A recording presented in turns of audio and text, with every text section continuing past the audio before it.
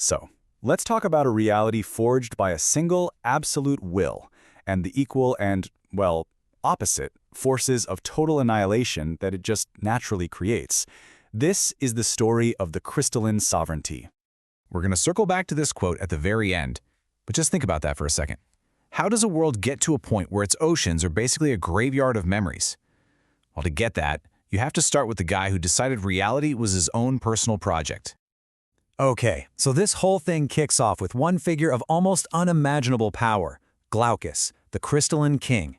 And when I say king, I don't just mean he wears a crown. No, this guy is the architect of his own godhood. He literally made himself the center of the entire universe.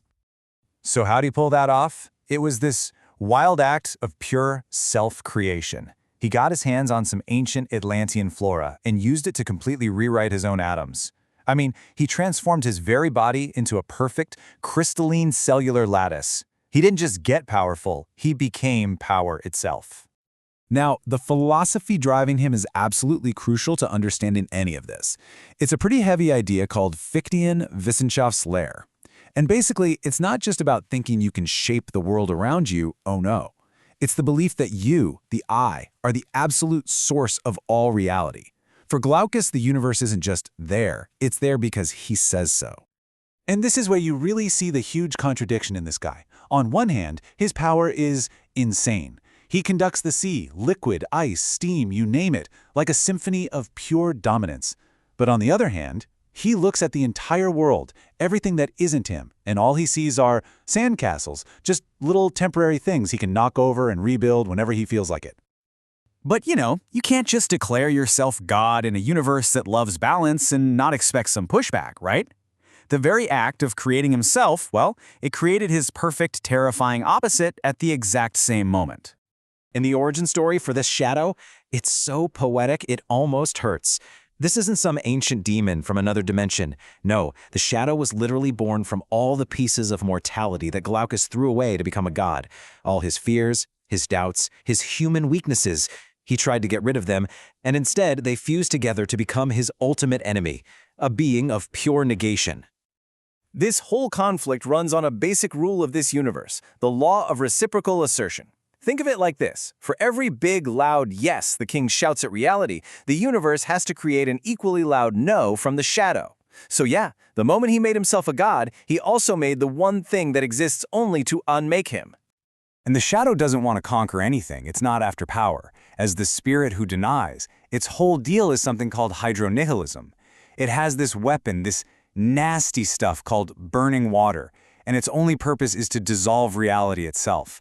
It wants to be a universal acid that just erases the stain of existence and sends everything, king included, right back to the big empty. So you might think, okay, it's a simple good versus evil, creation versus destruction thing. But it's not that clean. From the messy fallout of their endless war, something else starts to crawl out of the woodwork. Something way more insidious. And that's where we meet the captain. This guy isn't a god or a demon. He's described as a parasitic accident of logic. He's basically magical toxic waste, a side effect from all the energy that exploded when the king first went full divinity. He is the rot that sets in after the Big Bang. So, where the shadow is all about a quick, clean wipe of existence, the captain is a slow, parasitic cancer. He's literally draining the life out of the ocean, creating this bizarre drought within the deep. He uses corrupted chaos water to rot digital grids, and his whole worldview is just creepy. He sees every living thing as just water waiting to be stolen. He's not a bang, he's a terminal illness for reality itself. So just when you think you've got all the players figured out, the king, the shadow, the captain, the underworld gets bored. They're tired of this stalemate between light and dark. So, to shake things up, they decide to build something new. And what they build is a straight-up nightmare.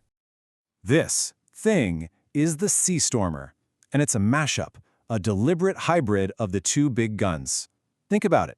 It has the king's perfect, ordered, crystalline body, but it's powered by the raw, chaotic evil of the void.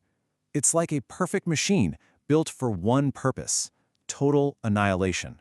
Order in the service of chaos. And its power is on another level entirely. It's conceptual. Its main weapon, the Void Blight, doesn't just break stuff. It erases the very ideas of time and distance. It attacks the fundamental code of reality, trying to force everything to its final cold end, the law of final entropy. So things look pretty bleak, right? A three-way nightmare threatening to just end everything. But then, a wild card appears, a new variable. And it doesn't come from the sea or the void. It comes from the earth. A whole new team enters the game, bringing a totally different kind of power. You've got Salome, who wields Logos magic. That's the power of reason, of fundamental order, a direct counterweight to all this madness. And with her is Chloris, the Earth Sovereign, who brings a terrestrial yes. It's this powerful, life-giving energy from the soil, creating new anchors in reality that directly challenge the king's claim that he's the only anchor that matters. And how they do it is the real game changer here. See, the king's whole system relies on using the world's water to conduct his power, his divine electricity. It's how he controls everything. But this new alliance, they use solar-based runes. They create a new frequency that just sidesteps the king's network completely. It's a backdoor, a way to bring hope and regeneration into a system that's been totally locked down. And that brings us to our final section, the self-defeating God. Because at the end of the day, this isn't a war that can really be won.